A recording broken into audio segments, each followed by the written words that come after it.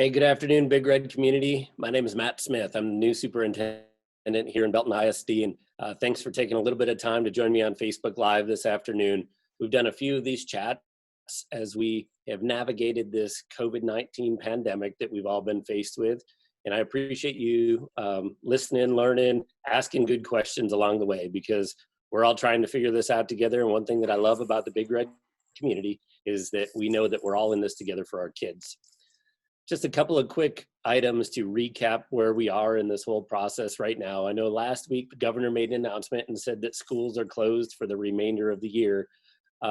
Clarifying that, I need you to know that school buildings are closed for the remainder of the year, but the state still expects us as Belton ISD and every other district in the state to continue learning for our kids while we finish out the school year. So that means the extended learning opportunities that have been going on. I think next week will mark our 6th week in extended learning. Those learning opportunities have to continue for the remainder of the year, just like a normal class would going through the end of May.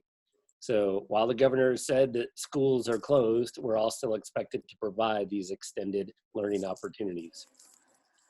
Through all of this, as you know, safety remains #1 priority. So when we say our buildings are closed, I need our community to know that our buildings do remain closed. Only emergency personnel are actually accessing our buildings. I have my mask over here, so when I come into the building to do any of these events, I make sure I'm wearing my mask and make sure I'm washing my hands often, and we're making sure that we are distant from each other throughout this process. The crew that is helping me today, they may weigh in on things, but we are all in separate locations and doing things remotely, so we continue to make safety a priority throughout this process.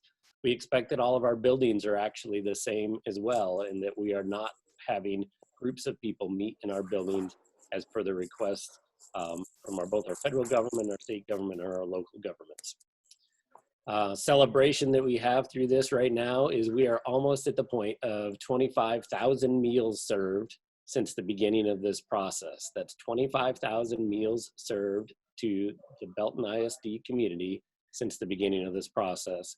A huge shout out needs to go to our school nutrition staff that has been providing those meals, and a thank you to our community for helping support us. We have a lot of people who are helping to get the word out there, so those families in need and those students in need are getting the food that they need in this time of crisis. So thank you all for that support, and thank you especially our school nutrition staff that are helping prepare those meals and get them out to the families that need them. As we moved into this process, we started these extended learning opportunities, and one of the key things that came up was the idea of grades and how we were going to do things. I believe in my last Facebook Live, I mentioned that we were going to move to some sort of a pass-fail system. So policy EIA local that we adopt has a policy in there that says that the superintendent can adjust grading practices as needed. So we are going to a pass-fail situation so that our students throughout this process, as this COVID-19 challenge hits us, that they feel supported in all of it. We didn't think it was fair for students to have the pressure of grades being assigned when we've changed the instructional delivery model, the learning environment, and the assignments all in the same short time frame. So that's why we went to a pass-fail model in all of this. Is you're working with your teachers, is you're listening to what they are saying and providing you these learning activities. If you have questions about your child's progress and where your child stands and all of it, talk to your teacher. I can assure you that they are there for support. I've been nothing but impressed by our teachers. They are doing a phenomenal job supporting each and every student in our system. If your student was struggling before this pandemic, please make sure that you're asking your teacher, hey, what do we need to do to make sure that they are ready to move on to the next grade level? And if not, what can we do to support them at this time?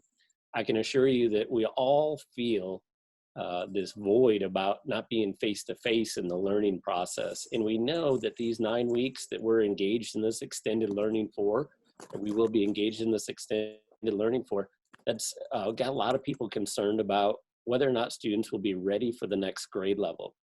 What I can assure you is this, is by participating in the learning activities right now, and we do need students to participate in those so that they can pass and get their appropriate credits to move on to the next grade. By participating in those learning events right now, We are continuing to build on the skills and knowledge that students have in the learning process. When they get to the beginning of next year, I know that our teachers are ready for the challenge, and we all realize that students might have some challenges learning material for the next year.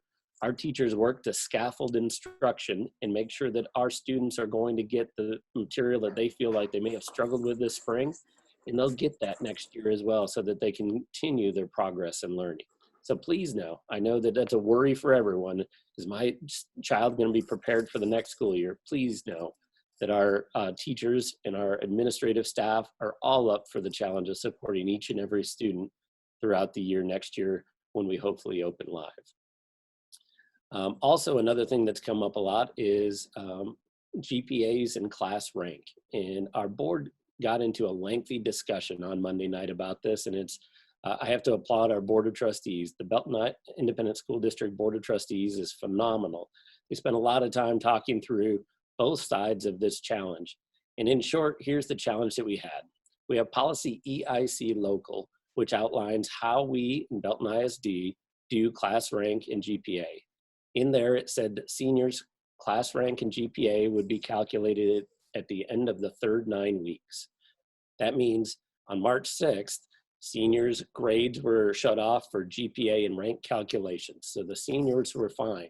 But also in that policy, it said that freshmen, sophomores, and juniors' GPA would be calculated at the end of the semester grades. And so we had to engage in discussion with our Board of Trustees about the best way to approach that. You could continue and try and have grades calculated based on the third 9 weeks, but that would be amending policy. We could look back and make sure that the GPA and class rank was calculated based on where they were at the end of the first semester. Ultimately, what we recommended to our board and what was passed is that we take the GPA and class rank calculations that were used at the end of the semester, not count the current semester that we are in because of this COVID pandemic, and then pick up GPA and class rank calculations when we return to regular schooling in the fall. The reason we did that is because we felt like everyone knew exactly where they were at the end of their first semester. They knew their GPA, they knew their rank, they knew exactly where they were, and we couldn't verify how COVID-19, how health emergencies, how personal issues and families, where everyone would have been if we had used that additional 9 weeks. So our recommendation to the Board of Trustees was to use that end of the first semester for those calculations and not count the second semester. I know that's extremely tough, and I know it seems like, hey, some kids worked really hard for that 9 weeks, and we should give them credit for those types of things. I hear that and I understand that, and that's why this decision was so hard.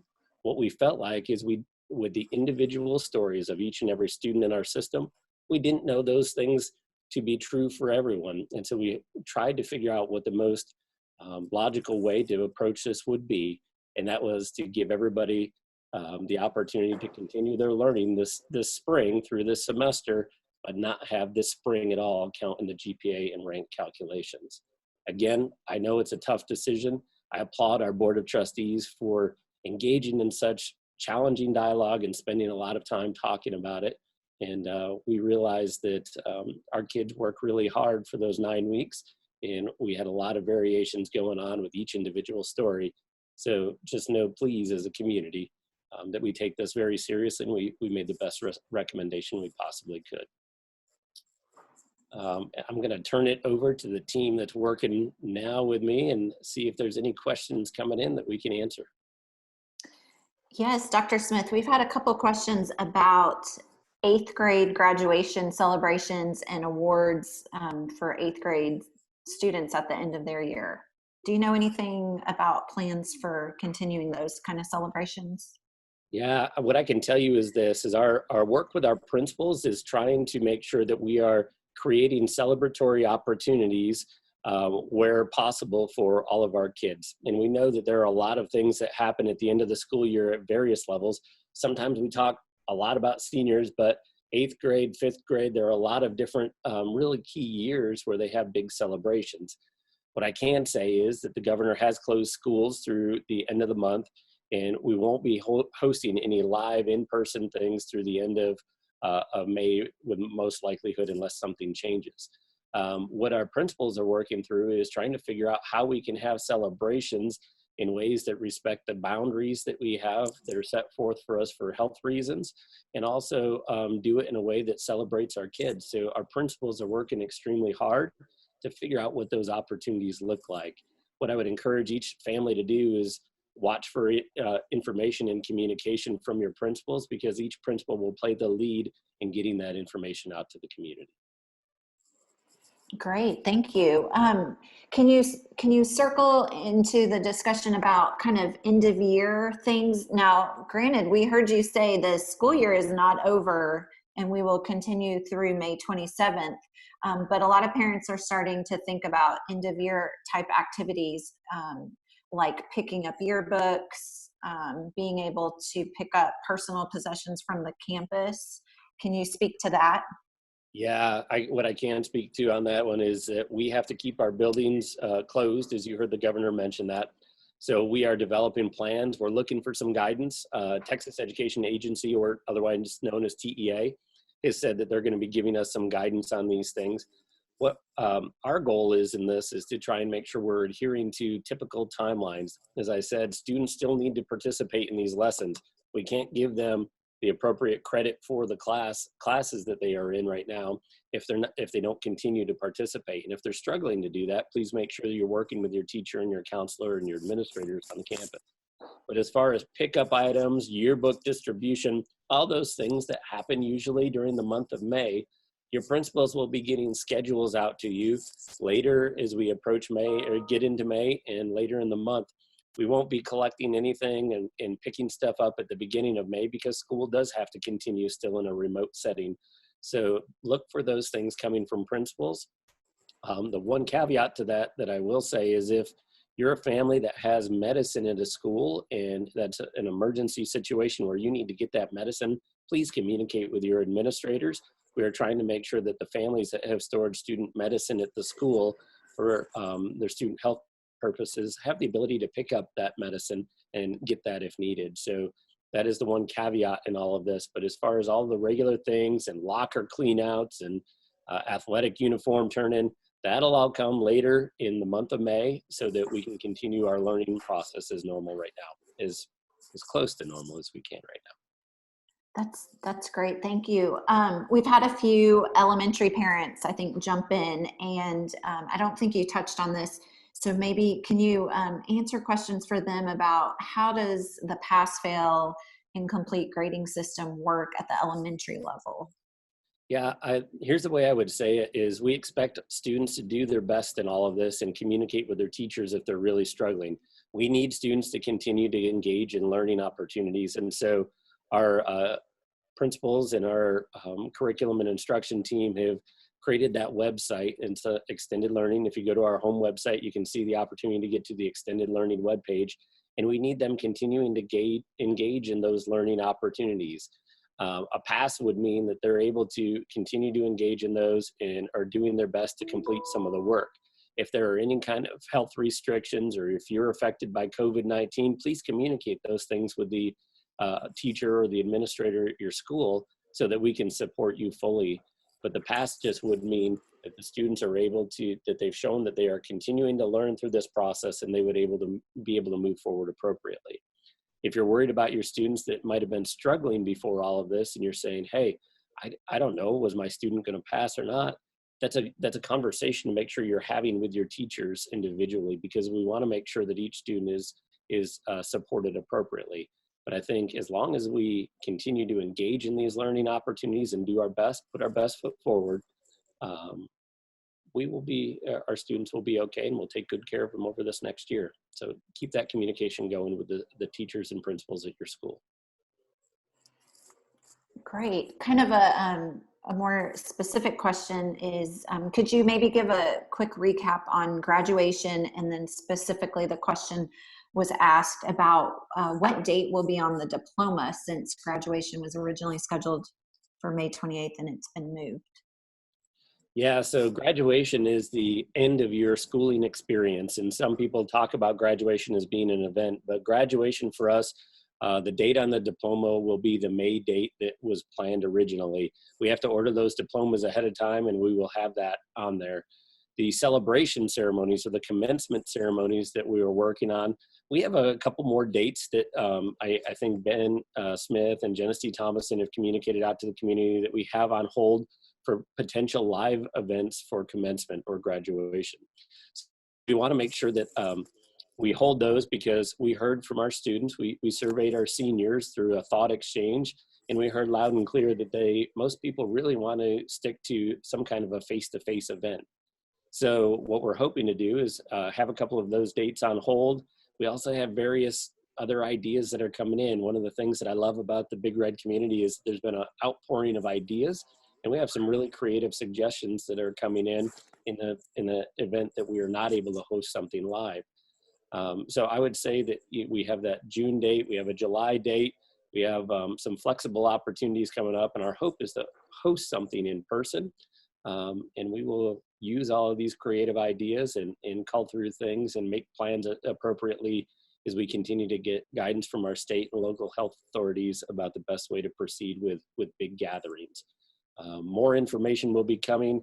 What I'm hoping for is that we have some form of a virtual celebration at the end of May, but that we're able to host some kind of live celebration for graduation in the summertime. Great. Can we switch over and address a couple employees that are in the chat in the Facebook Live today with you, asking just again concerns about pay and what that looks like, and for more specifically the auxiliary personnel like bus drivers and custodians, that kind of thing. Here's what I would say on that is during our closure, people are continuing to get paid through this process, and that's thanks to the actions of our Board of Trustees. What I would recommend, if you have specific questions, I would definitely talk to your direct supervisor or contact the HR department. Our HR department is here to help you during all of this and explain exactly what that means. I don't want to make a large blanket statement because I don't know what your work calendar is. Each employee group has a separate work calendar and the number of days that you're paid for every year. I don't know what those work calendars are. And so I would encourage you to reach out to the Human Resources Department or your direct supervisor for clarification on this. But I want to, again, thank our Board of Trustees and our staff during the closure. Even though a lot of staff are not reporting physically, pay has continued for people through this process. And I think that's a great show of support by our Board of Trustees for our staff.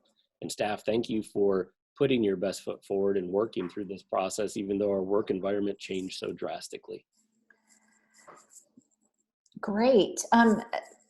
I saw a parent in here was asking about their student is going to be moving to Lake Belton High School next year. Can you give an update on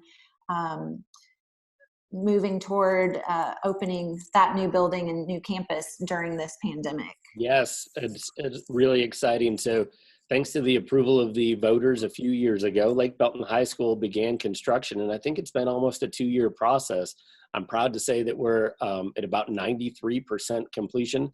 That project is still on track for opening in the fall, and we will hope and pray that we have some of these restrictions lifted and that we can bring everybody back in a safe learning environment and use that beautiful facility that was approved by the taxpayers. So it is still moving forward. Principal Ross has been putting things out on social media. So I think there was even a video in the last few days that showed the progress on the interior of Lake Belton High School. It's really exciting times, and yes, we're still moving forward with that. Great. And can you touch again on the opportunity to pick up personal items, return technology like iPads? What does that look like, and when is it going to happen? Yeah, those schedules we're going to hold off on until later in the month of May, and here's why. We still have to have school going on, and we have to be able to create an organized way for people to drop off the materials that they need to turn in and pick up the materials that they have in the school building. We are still under orders to make sure that we don't have large gatherings in the school, And we're still waiting for some guidance from the Texas Education Agency and the governor's office to see what we're able to do and what we're not. Throughout this whole process, learning has to continue. So I can't have students turning in their iPads and things and not have the online learning continue during this time. We're required by the state to provide those learning opportunities. And honestly, we think it's best practice. We don't want our kids to miss learning opportunities in all of this. And so they're going to need some of those tools along the way. Look for that information on pickup and drop off of materials coming from your principals later in the month of May, but it'll be a few weeks because we want to make sure we're continuing in the learning environment that we have right now. Good. And Dr. Smith, could you give us a sneak peek into your thoughts on your summer and what that's going to look like? So the summer opportunities that we've traditionally held in Belton ISD are going to continue. They are going to be different, obviously. We have zero idea right now when we could actually get back to face-to-face interactions with people. And so those opportunities will most likely be through technology or remotely, and you will see information about that coming in the month of May. As far as staff members and some of the things that they're wondering about, like, hey, when do I get into the building and how do I prep my classroom and what kind of professional learning opportunities am I going to have over the summer? We're going to do the best that we can to make sure we have those professional learning opportunities remotely. And again, just like with the public, those things that you need to get and are able to get, we'll try and make sure that we have a thoughtful process for you to get those items during the summertime. When we get back to being allowed to go face-to-face or have some kind of normal business operation, we will have some procedures that are set in place by our HR department and our other operational departments to make sure that people, when they're coming in, that they're remaining safe and that we're not posing any health risks to them. So as we open up, just like you've heard in all of the states that are talking about opening up plans and in the federal government that talked about opening up plans, we're probably going to have to be pretty thoughtful about that phase-in process when we get things going again here in Belton ISD too. All right. And as we're wrapping up, can you I know the big topic this week was the grading policy, and can you kind of hit on the why behind the board's action and why they felt like this was the best route to take? Sure. Let me clarify too. The grading policy was not a decision that the board made. The board made a policy based on policy EIC local, and that's how you calculate GPAs and class rank. And that's what they discussed in depth on Monday evening. And the recommendation that we provided to the board was that we end up using the GPA and class rank for freshmen, sophomores, and juniors that was calculated at the end of the first semester, and that the second semester wouldn't impact their GPA and class rank. Our recommendation was based on the idea that throughout this process this spring and throughout the whole spring semester, we've had so many variables at play. So obviously, this big COVID interruption, I can't speak to all the things that different families may have had during the first 9 weeks of all of this, but we know some of our families really struggled through some challenging times in the month of January and February as well.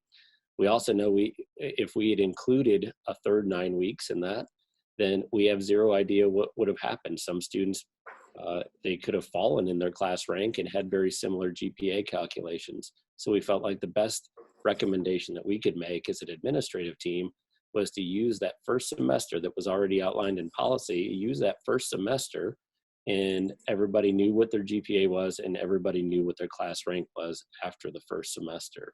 Seniors weren't affected by this because in the policy, it already stated that their GPA and class rank would be calculated at the end of the third 9 weeks, which ended March 6th, I believe. So seniors were not affected by this.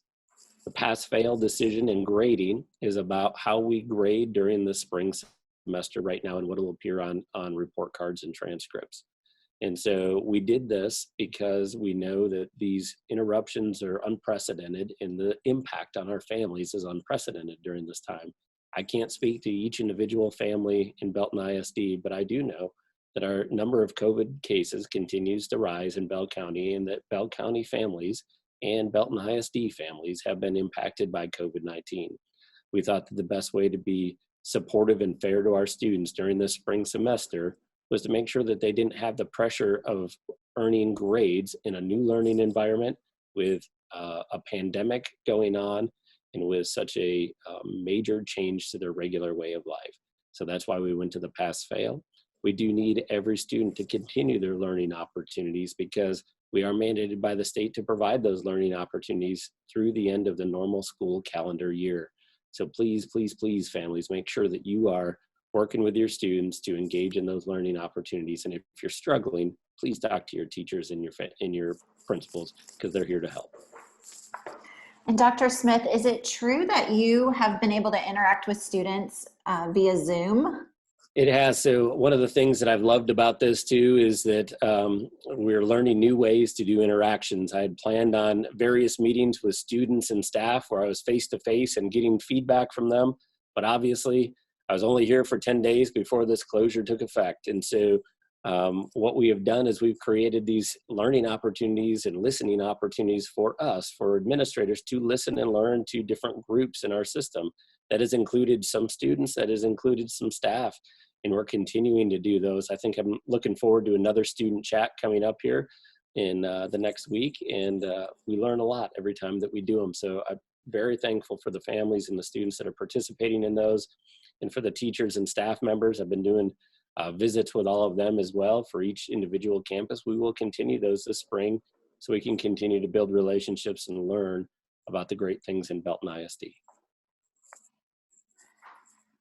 Thank you so much for your time today. We're ready for a closing message. We've appreciated you being so honest and clear in your communication with the community. Yeah, I just want to thank the community. This is not the way I anticipated starting my time in Belton ISD. And I promised when I was announced as the superintendent here that I would invest in the community. Investment is hard to do when we're doing it remotely, but I hope that through these opportunities, you know that I'm invested in what's best for our kids. I will continue to work hard in doing that. But I'm most thankful for how the community has responded to all of this. Our teachers, our staff, our parents, and our students are nothing short of phenomenal. And our board of trustees who are elected to represent this community do an amazing job on a regular basis, really focusing on the best things for kids. So I just want to thank our board, our community, our staff, everyone involved, because this has been a challenging time for all of us, myself included. The community, the Big Red community, really stood tall through it all. And I heard at the beginning of this journey that clarity, kindness, and unity and purpose with a focus on our kids were the most important things in Belton. Thank you for sharing that with me, and we will continue to use those things to guide us as we make these decisions. Thank you, everybody.